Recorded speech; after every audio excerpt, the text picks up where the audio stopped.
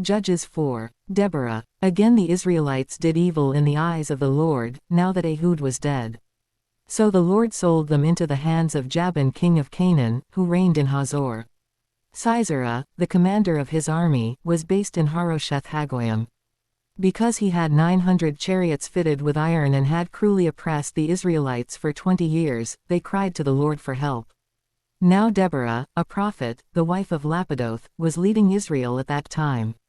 She held court under the palm of Deborah between Ramah and Bethel in the hill country of Ephraim, and the Israelites went up to her to have their disputes decided. She sent for Barak son of Abinoam from Kedesh in Naphtali and said to him, "The Lord, the God of Israel, commands you, go, take with you 10,000 men of Naphtali and Zebulun and lead them up to Mount Tabor. I will lead Sisera, the commander of Jabin's army, with his chariots and his troops to the Kishon River and give him into your hands." Barak said to her, "If you go with me, I will go, but if you don't go with me, I won't go." "Certainly I will go with you," said Deborah. "But because of the course you are taking, the honor will not be yours, for the Lord will deliver Sisera into the hands of a woman." So Deborah went with Barak to Kedesh. There Barak summoned Zebulun and Naphtali, and 10,000 men went up under his command. Deborah also went up with him.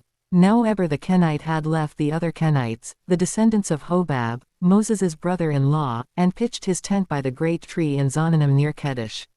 When they told Sisera that Barak son of Abinoam had gone up to Mount Tabor, Sisera summoned from Harosheth Hagoyim to the Kishon River all his men and his 900 chariots fitted with iron.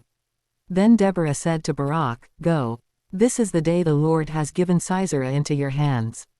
Has not the Lord gone ahead of you?" So Barak went down Mount Tabor, with 10,000 men following him. At Barak's advance, the Lord routed Sisera and all his chariots and army by the sword, and Sisera got down from his chariot and fled on foot. Barak pursued the chariots and army as far as Harosheth Hagoyim, and all Sisera's troops fell by the sword, not a man was left.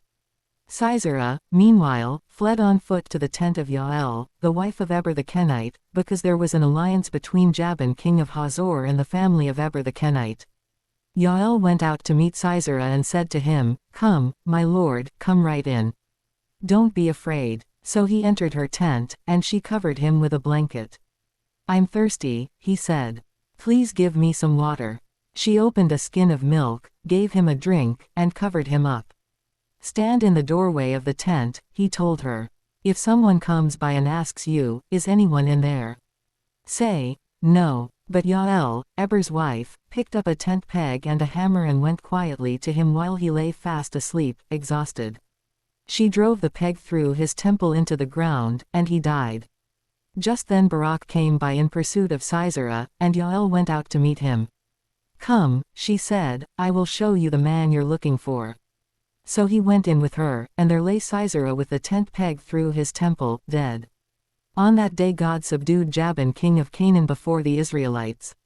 And the hand of the Israelites pressed harder and harder against Jabin king of Canaan until they destroyed him.